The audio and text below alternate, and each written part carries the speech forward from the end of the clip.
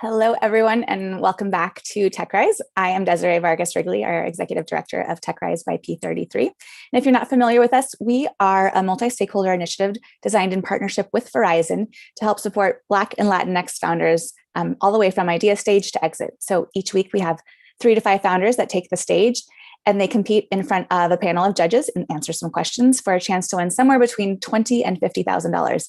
And today is one of those amazing $50,000 prizes sponsored by our friends over at Valor Equity Partners, who you're going to meet in just a couple of minutes.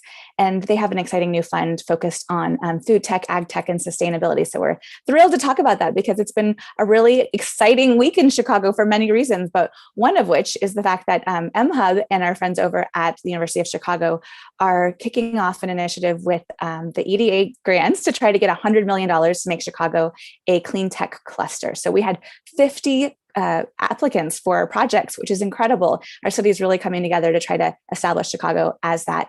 But we also had some other big things happen this week. We had World Business Chicago hosted the Chicago Venture Summit. We had over 600 attendees within founders and VCs and angels from across the country.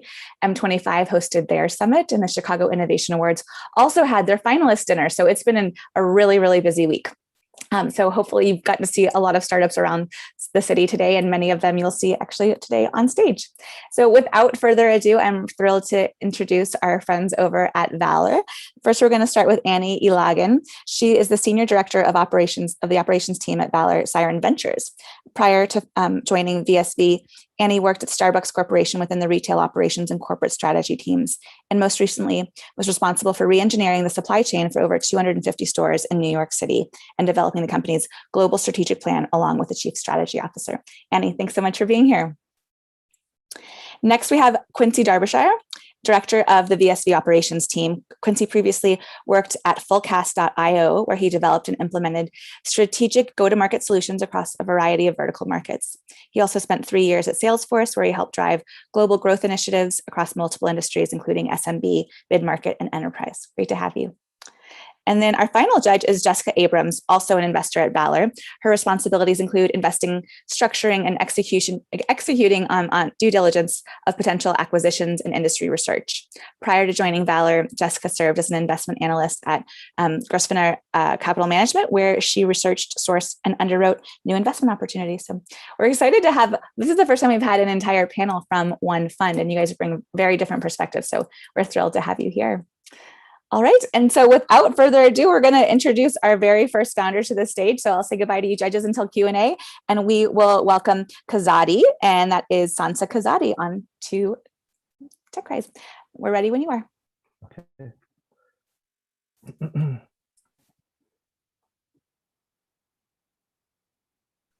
Can you see my screen? Yes. Okay. All right. All right, well, I'll go ahead and start. My name is Sanza Kazadi. I'm the president and founding CEO of Kazadi Enterprises. So 200 years ago, we made a mistake in the way we interpreted some of the laws of thermodynamics. We decided that heat could not be used in any way to drive a machine to do useful work. And if we hadn't made that mistake, we wouldn't be dealing with climate change now. Now, it's not that the science was wrong. It's just our interpretation of what it was telling us. So here at Kazadi Enterprises, we're reversing that mistake by creating technology that in fact does use environmental heat to do meaningful work. Our technology takes in water, which need not be clean or potable, and produces water vapor while it does useful things. Those useful things include water purification, heating, cooling, and electrical power production. Full details can be found on our website at Kazadi Enterprises. Our technology platform that we're developing has 5 components, and when you put these things together in different ways, they generate different applications like electricity, heating and cooling, and water purification. There are a large number of markets that one could expect to move into in the developing and developed world, and in each of those, we have a significant competitive advantage over incumbent technologies. So our patented technology has been validated by the Humanitarian Grand Challenge, which has funded 2 pilot projects, and the US Department of Energy through its Chain Reaction Innovations program at Argonne National Labs. The Humanitarian Grand Challenge is funding those 2 pilots, the first of which will produce 100 gallons of distilled sterile water per day and 7.3 kilowatt hours of electricity per day for a rural hospital in the Democratic Republic of Congo, which currently has neither. And the second one will use that water to create pharmaceutical grade IV serum with a microfactory that we're designing. Both of those will be installed in 2022. With CRI, we're de-risking our technology and moving its TRL stage forward. We have enough money to bring on our own people and also to hire Argonne specialists to help us with that work. We've identified 2 domestic markets, the refrigerators for small markets, think your 7-Elevens or your liquor stores. It turns out that if you eliminate the electric bill for refrigeration, that doubles the margins for these markets. There are a lot of those convenience stores, and we have access to their decision network with a TAM of $150 million annually. This is our beachhead market. We expect to expand into refrigerated warehouses, which is a much bigger market, a TAM of $15 billion, where our competitive advantage is that we can virtually eliminate the 76 to 80% of their OpEx from electricity costs to run their refrigerators. Our path forward includes completing our 2 humanitarian Grand Challenge projects and continuing our research through CRI. We expect to launch our first refrigerating product in 2023 and also test the water purification market in the US and healthcare in the DRC by 2024. We'll then create a subsidiary to move into the refrigerated warehouse market by 2026. We expect that after we raise our first seed round, we'll be profitable by month 30. And let's see, our team is made up of 3 people at present. It's me, Steve, and Daniel. Both Steve and I have extensive experience in R&D, business, and management. And we also have added Daniel, who is an intern helping us build our first projects for the DRC under the HGC grants. So the bottom line is that energy is everywhere. It's heat in the air. And our job is to make it accessible to everyone, everywhere, equitably. Thank you so much. I'll take questions. Yeah, great. Let's bring the judges on.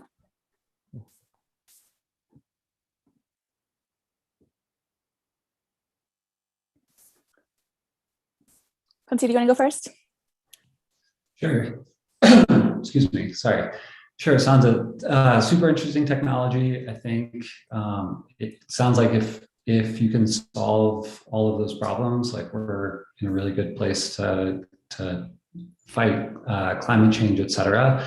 I'm interested in your go-to-market strategy, how you think about tackling those small businesses first and then moving to larger ones. What's kind of the value prop for those groups, and how are you going to set up pilot programs?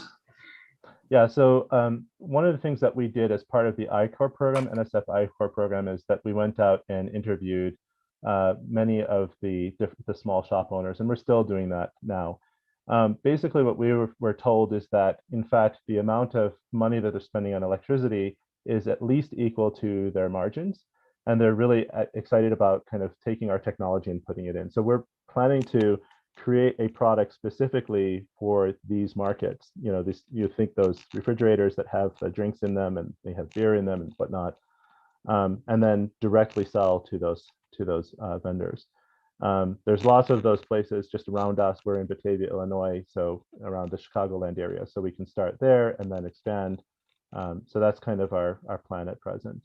And then we'll after we get our foot in the door, then we'll start working with some of the larger organizations, like the organizations of, gosh, I'm forgetting the name of it, but there are organizations for these markets, and we'll be working through them to put out the word.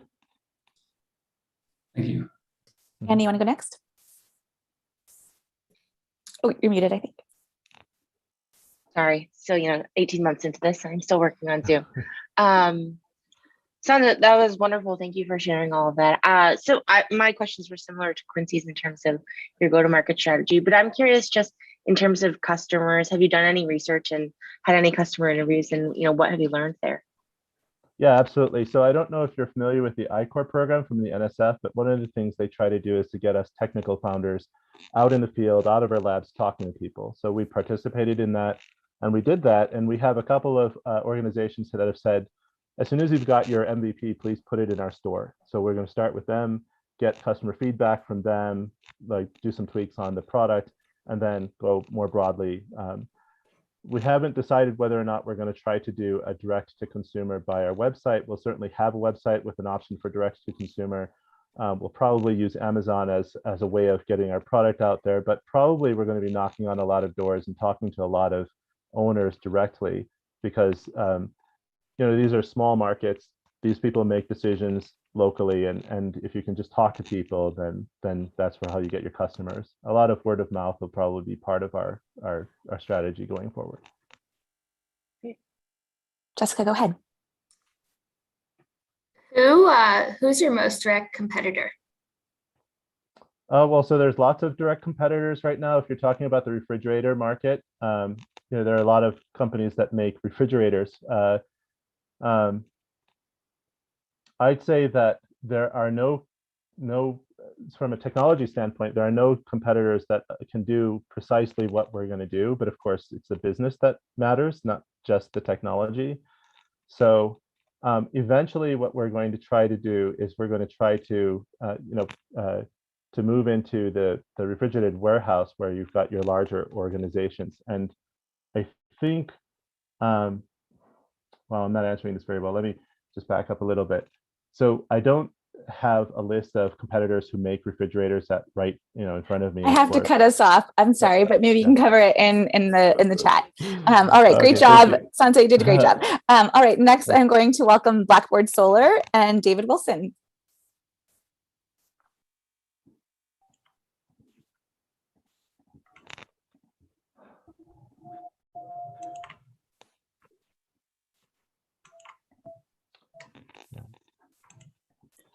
We see your screen, but not your face. So can you go video back on? Pardon me? We can see your screen, but not your face. So just turn your video back on. Can you see my face? It looks like your video is off on Zoom.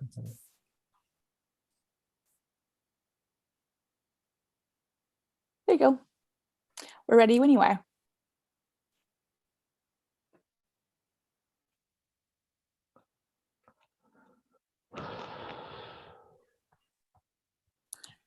David, we're ready when you are. So the video I just shared is some of the innovations from Blackboard Solar. Hi, my name is David Wilson, the founder and CEO of Blackboard Solar.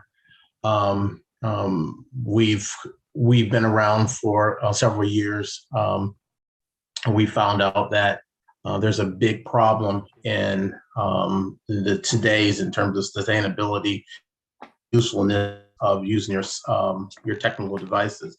We found that more consumers are increasingly aware of and concerned of climate change, driven largely by the demands of the energy production of modern lifestyles. Consumers are conflicted between their concern about climate change and are reluctant to drastically modify their lifestyle to mitigate the problem. Current green energy solutions are either too expensive and require significant lifestyle changes. Corporate branding, product promotion, product consumers, companies find it challenging to increase their brand awareness and strengthen their brand image. Companies are challenged to find promotional products with high perceived value that can effectively reinforce their image and increase their brand awareness. Most of the times when you have a product promotion, they are perceived with low quality and products are guarded. Another problem we have is that disasters and response. Insurance companies must provide excellent customer service and insurance claims to minimize costs to retain their customer base. Insurance agents and field personnel and other organizations respond to natural disaster, often encounter difficulties recharging their electronic devices in the field of servicing their clients. Often too expensive, cumbersome, etc. We at Blackboard Solar, we have a patent that's patent number 840. 8410748. It provides on-the-go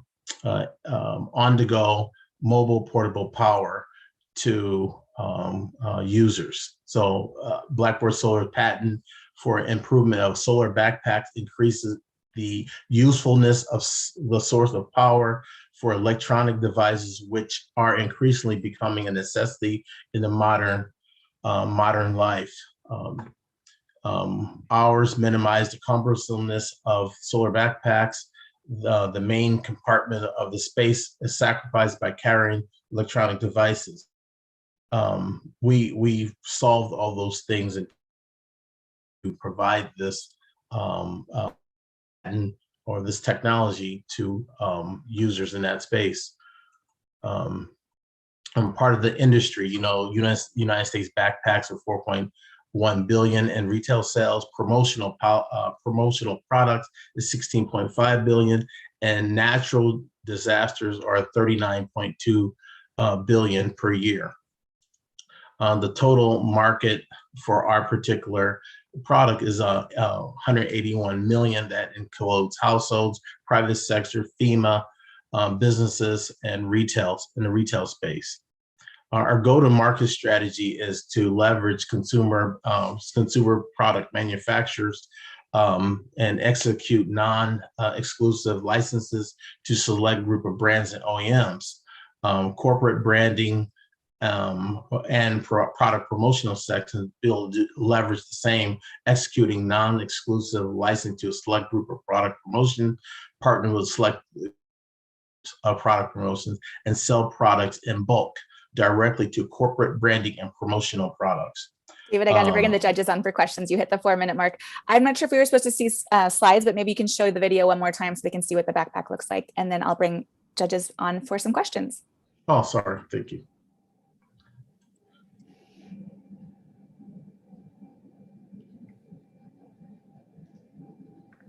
All right, judges, you can come on. Jessica, you want to kick us off? Yes, similar question, but how would you think about the competitive landscape?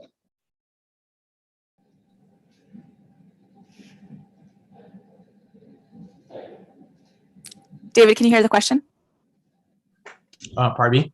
Did you hear her question about the competitive landscape? I did. The competitive landscape. So the competitive landscape is that directly we're going against others that's in our space that don't currently have a patent. Our team would vigorously try to work with those companies that are infringing on our innovation, not in stopping them to do it, but we can leverage what we have to partner with the companies that's already in that space. It's the space is wide open in terms of mobile portable power.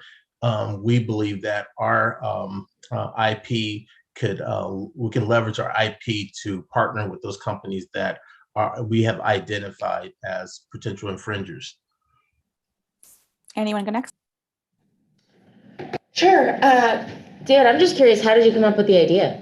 It seems like you have a passion for camping, but. It's interesting how I came up with the idea, and it'll go over a 4-minute time because it wasn't like a one idea thing. It was like a conversion of ideas that I was able to package. My brother was in Iraq, and I wasn't able to communicate with him when I got in contact with him. He didn't have power, and I said, "How in the world can you be in the military with no power?" This is early 2000. Obama got in the White House. He said green, clean energy. And I was working at a trading firm where I did an infringing project where I had to change and modify current software. So I kind of packaged all those things where I saw the problem, I saw where the market was going, and I was able to leverage what I used on my job to kind of come up with this solution for myself. And you will see backpacks with solar, but my patent revolves around interchangeability. I can take the panel off. It's totally housed where I can put it on my golf court. I can set it in my tree if I'm hunting. I can put it on my arm. Allow me to stay totally charged, like ABC in terms of always be charging with my solution. Let's get Quincy's question in. ABC, I like that. My question is around the $50,000 prize. What would you do? Where would that money go? How would you think about investing it? We'll give inventory. We already have a relationship with Amazon. We will get our inventory in. It will go into a lot of social marketing. But the last piece of the investment would establish as a beachhead in Ghana, because we already made a presentation with the tribal leader in Ghana, who's over like a couple of million of his community. They already endorsed it. They like it. We would like to establish a distribution beachhead in Ghana where we can actually get into Tanzania, Kenya, Nigeria, and so forth. And we've already got those inroads started. And so that would be where the lion's share of the investment will go to: inventory, marketing. Okay, got to cut us off. This is an exciting one. Everyone's going to the very last minute, but I want to make sure we have time for everyone. So next we're going to invite Agroco and Lorenzo Hernandez onto the stage. All right, can everyone see the screen? We can. Perfect. Hi, everyone. My name is Lorenzo Hernandez, CEO of Agroco. If I can accomplish anything at all today, everyone here listening will begin to ask themselves, how will we sustainably feed the world? As it currently stands, 1 in 7 people globally face constant food insecurity, and this is projected to worsen with a growing population estimated to reach nearly 10 billion by 2050. The UN has estimated to meet this future demand, we need to increase our current supply by nearly 60%. This is equivalent to producing the same amount of food that all of humanity has grown over the last 8,000 years.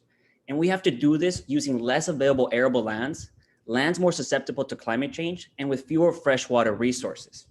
So again, how will we sustainably feed the world? This is where we believe Agroco will play a critical role. We're an early stage ag tech solutions company with the mission to sustainably increase global food production. We have developed the future of modular, controlled environment agriculture. What we are calling the Nexus Grow System is the only system designed to operate independently from the grid, be more rapidly deployable to more places around the world, produce competitive crop yields, and be IoT connected for enhanced food traceability. The vertical farming market is accelerating rapidly. The modular market is expected to reach a value of nearly 5.3 billion by 2028. We're positioning ourselves to be highly competitive in this growing landscape, as we're the only company focusing in on grid independent and modular solutions, while also still being cost competitive to the leading competition. Our leading competitors are currently constrained to the dimensions and costs associated with using a 40-foot shipping container. If we were to compare our 40-foot system with that of the leading competitor, we're projecting to be 28% more affordable, produce competitive crop yields, and actually save our customers money over time due to lower energy costs. Lastly, we're not constrained to the dimensions of a shipping container. Our unique design allows us to manufacture our systems in multiple dimensions to meet the needs of a wider customer demographic. With that being said, we definitely see a tremendous amount of use cases and applications for our systems. However, we've pinpointed our initial target markets to these 4, as we believe that they stand the most to benefit from increased and consistent local food production. Our business model will consist of 3 main revenue streams to start out. The first will be the direct sales of our systems, where we project to have a 35% to 65% profit margin. The following 2 will be subscription-based models for our crop management software and our farmer optimization services. We are pre-sales, however, we have the objective to scale our operations rapidly in order to actually fulfill our mission of increasing global food production. And naturally, we have a long journey ahead of us before we can reach these objectives. However, I am proud to say, after working on this concept for 2 years, that we will be breaking ground on our first prototype this month, and we expect to have it completed by December this year.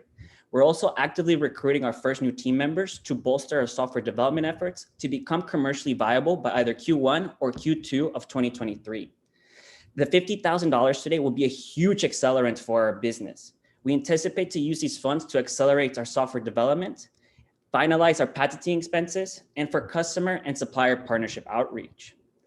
In conclusion, I also believe that we have the right team with the passion to make this venture successful. We come from diverse backgrounds, ranging from international food supply chain and logistics, corporate strategy, engineering, and water and energy stewardship. We hope to obtain your support today, as that would only get us closer to achieving our objectives and our mission of sustainably increasing global food production so that future generations may thrive. Thank you. All right. Welcome everyone back to the stage. Annie, do you want to ask the first question? Sure. Lorenzo, that was great. We have a company in our portfolio very similar to what you're doing, Square Roots. I don't know if you've heard of them. They're based out them, in Brooklyn. So we spend a lot of time with them, so we know the space really well. I'm just curious, you mentioned your 4 customer types. I'm curious, direct sales is really hard, and I've seen it be difficult with Square Roots, and so they've gone through food service suppliers. So I'm just curious if you've thought about your channel strategy and how you will get to those customers. Right. So I'm focusing mainly out of the 4 on 2. So it will be the farmers and the schools. And especially if we take into example for the city of Chicago, there's 636 schools, and they also have a farm to school program with a radius of 350 miles.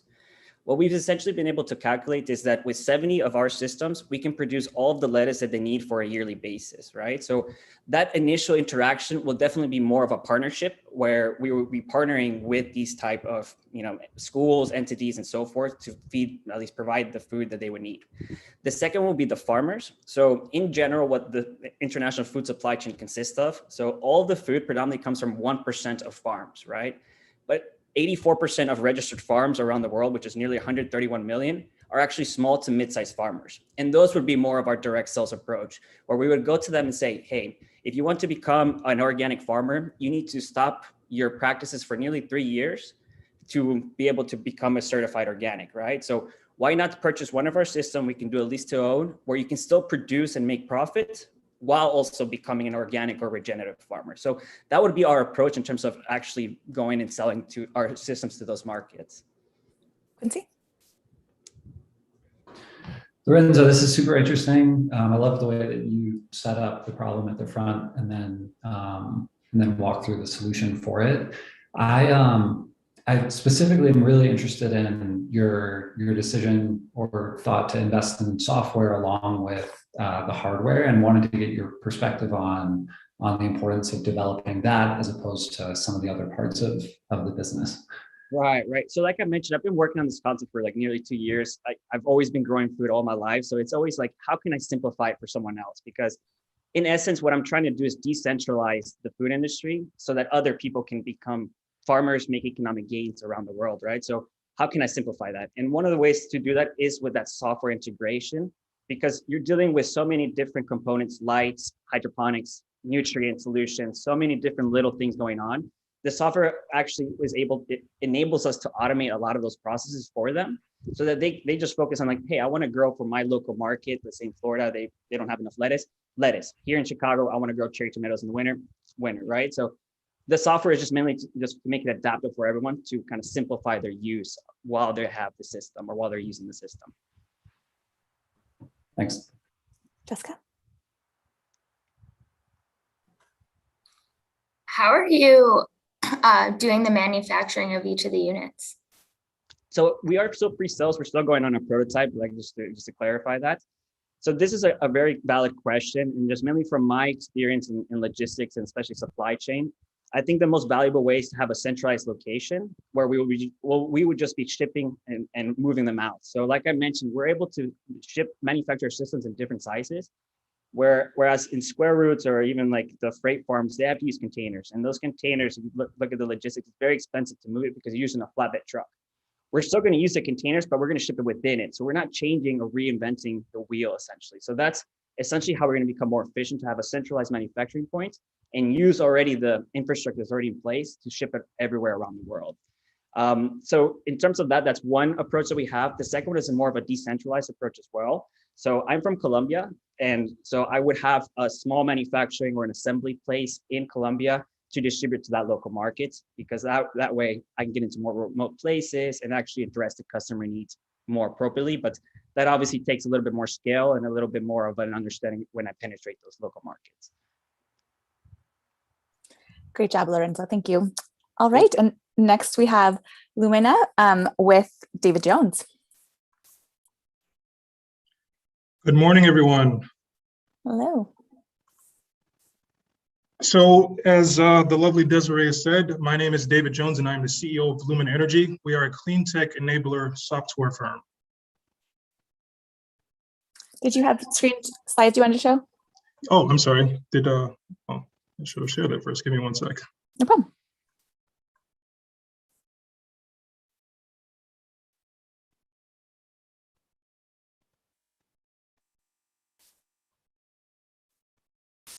Okie dokie. Can everyone see that? Yep, you're good to go. Perfecto. Okay. Once again, my name is David Jones, and I'm the CEO and founder of Lumena Energy.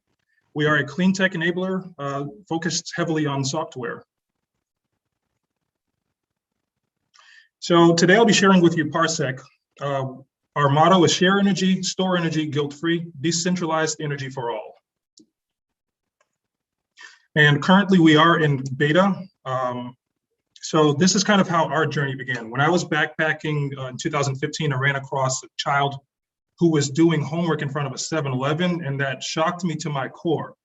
As I mentioned earlier, in the United States, we enjoy several luxuries. One luxury that is not enjoyed by the rest of the world are stable grids. So I asked this child and his parents why this was happening, and they informed me that in the village they live in, they only have roughly 3 to 4 hours of energy per day, and that comes in spurts. This is unacceptable. So on a much larger scale, the problem that we're all facing as humans is that 6.5 billion people currently live with weak and unstable grids. This has a cascading effect, leading to all sorts of issues such as poor living standards and crime. But our solution is an energy management platform that turns every house into a shareable energy source. As you can see, the user interface is bafflingly simple, it's elegant, and anyone can use it. So the way our system works is, number one, we require a renewable energy source. So it could be solar, hydro, wind, etc. Then all of that unused energy would be transferred to a battery storage unit, and then it would then be managed by Parsec. And any of the unused energy could be shared back into the grid, thus making any region more robust via the energy blockchain. So our market size is roughly 70% of all of the habitable land on Earth. All of the areas in yellow are open markets. The greens are in where green initiatives have already taken place, and the reds are in higher barrier to entry areas. Not to say that we couldn't penetrate those as well. We have a $41 trillion bubble that exists right now that is being invested by superpowers that will be dispersed over a 20-year period. Our go-to-market strategy is simple. Parsec manages energy trades via the energy blockchain. It alleviates energy supply and demand issues. And we would essentially target those 183 countries more so. Average cost is around $30,000. We would be working with local governments. We would partner to address their specific energy concerns and then train locally. Also, our smart grid tech, the industry itself is only 4 years old, so there's a level of maturation that needs to occur. Natural disasters and war are inevitable, and we are able to be on site to become first responders and make sure that a grid stays online and does not go off. So Parsec is a direct-to-consumer web app, meaning that we interface directly with all of our clients. We'll also be using Google AdWords, trade shows, as well as partnering with non-governmental organizations and becoming a military contractor with the Department of Defense. So our traction thus far, we have made $275,000 bootstrapped in our first year, most of that coming from Lumena Energy Academy, which is the workforce development leg. We also do solar installation as well as Parsec sales and solar sales. Our competitive landscape is growing, but I think what keeps us head and shoulders above our competition is that we have a maintenance program. So if anything breaks, we're already on hand. We will train locally. We're user-friendly. Our software is agnostic, meaning any platform can use it, be it Apple, Android, whatever. We also have a wireless mesh network as a byproduct, which I think is really cool, gives the user free Wi-Fi, and that's for an entire area. An entire city technically could have free Wi-Fi as a byproduct of our system. Let's cover the rest of the Q&A. So judges, you can come back on. Annie, I'll have you start since you're up there first. Great. Hi, David. Thank you for that. My question is around the battery. Are they allocated to a home, to a neighborhood, to a city? Are they portable? Can you just talk a little bit more about those?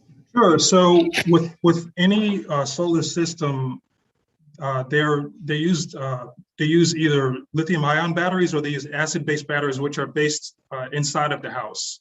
But there's also residential solar. There's also commercial solar, which has solar farms that use offsite batteries. Quincy? Yeah, David, thanks for that. So one of the things that we work a lot with our entrepreneurs on when they have really huge market sizes is developing sort of what we call a mountain of momentum, like getting good proof cases early with the right people and then swelling that as it grows. Where would you think about starting? You have that huge market map of the world. Where do you start first? What's second? What's third?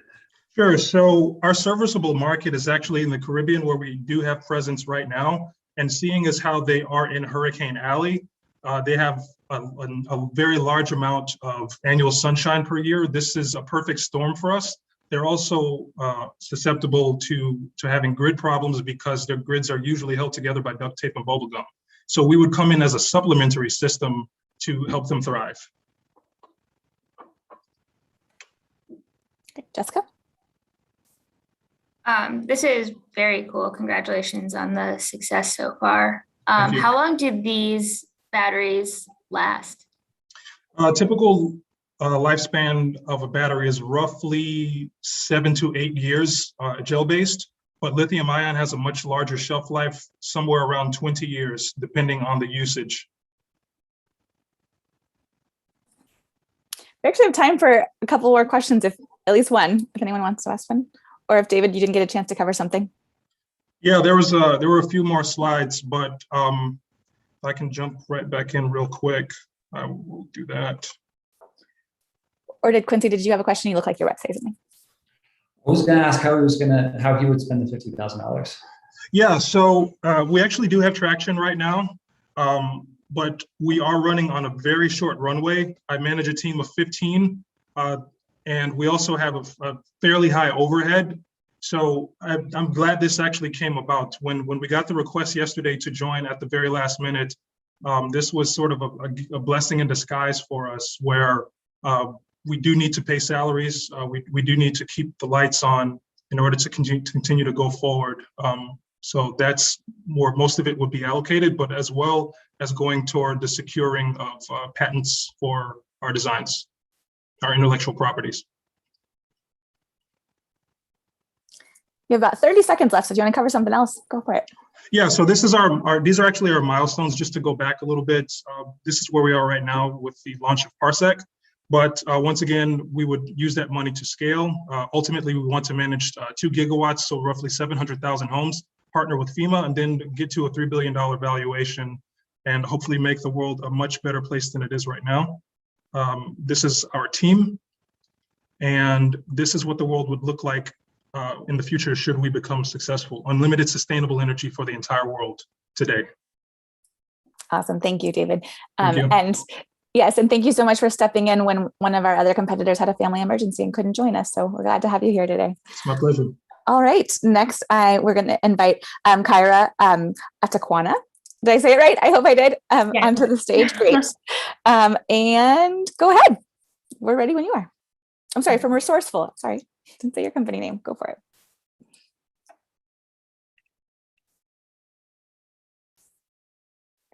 We can see your screen. We're good to go. All right. Okay. Hi, I'm Kyra, and I'm the founder of ReSourceful, and we believe in a world without waste. And that's why we've developed the new SaaS, Surplus as a Service. ReSourceful is tackling the problem of surplus foods that are generated by hundreds of thousands of food businesses across the US. This can look like thousands of pounds of products from canceled purchase orders, product spec rejections, over ordering, and more. And these are all examples we've seen from businesses in our networks. According to ReFed, food businesses generate over 33 million pounds of surplus food every year, and 93% of this is being disposed of in ways that mean that these perfectly usable materials are not going to human consumption. That's $236 billion in value that's quite literally being thrown away, with much of it rotting in landfills, where it's producing the equivalent greenhouse gas emissions of over 1 million cars every year. But what can you expect from a system that's disconnected and flawed? We've spoken to food business operators responsible for sourcing, supply chain, and operations, and they've described the process of offloading surplus as extremely time-consuming and demoralizing because these teams just don't have the connections to find the right users at the right times. And right now, their options are to post in community groups or cold call businesses. And if that doesn't work, they often end up disposing of the materials because they just can't keep them on hand. At ReSourceful, we want to close that loop to create a connected network that takes that $236 billion wasted opportunity and turns it into value that keeps usable food within our food system and ensures that it's going to sources that are feeding humans. ReSourceful provides suppliers a new, more efficient way to sell their surplus fresh foods, non-perishables, and even packaging to other businesses or to donate it to nonprofits. And on the buyer side, we offer a new way to sustainably source discount raw materials through subscribing to our local deals newsletter. Buyers can then browse through our marketplace, contact businesses to negotiate prices and exchange documents, and then they pay online through our Stripe-enabled marketplace where we charge a percentage on each transaction. And while we're in our very early days, we've conducted over 120 interviews that have validated the need for a better solution for surplus. And as we've been ideating, we've raised over $40,000, which has helped us build a usable prototype. And we're incredibly excited to announce that we've begun working with Tavala, a Chicago-based food tech startup, to gain insights into connecting businesses to nonprofits as they seek a solution for the surplus generated from their meal prep offerings. And this is only the beginning. We're creating hyper-local networks to connect food businesses and nonprofits within major food manufacturing cities and the surrounding areas to ensure that the surplus they generate does not go to waste. We aim to launch in Chicago, which is the food manufacturing capital of the US, and we're targeting manufacturers on the supplier side to help them sell into various areas of food service.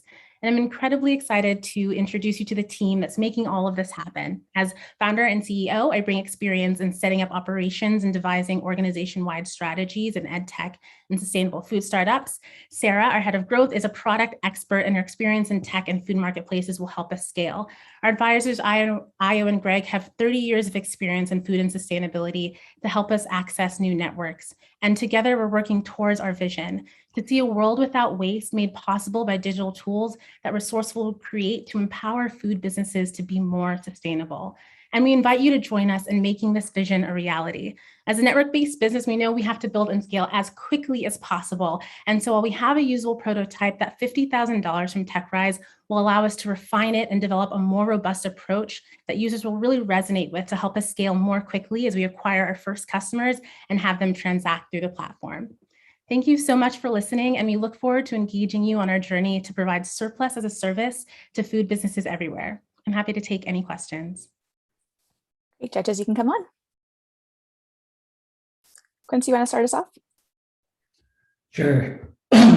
Sorry, Kyra, this is super interesting. I don't know how much you know about VSV, but we actually have invested in a lot of companies that do upcycled and food waste, et cetera. Misfits Market being one of them. And then we have some CPG companies that do upcycled dog and pet treats, as well as human food as well. So love this concept. My question would be, how are you thinking about operations? One of the things that, because one of the things that we've seen in our experience is sort of how to preserve the food waste to keep it up to standards. Yeah. So that's a really great question. One of the things that we're looking at starting out is the spot market of surplus that's pretty immediate in terms of needing to be gotten rid of. And so one of the challenges that our suppliers have from what we've spoken to is they need to connect to businesses immediately to make that transition. And so they're not keeping these things on hand for long periods of time before moving them over. It's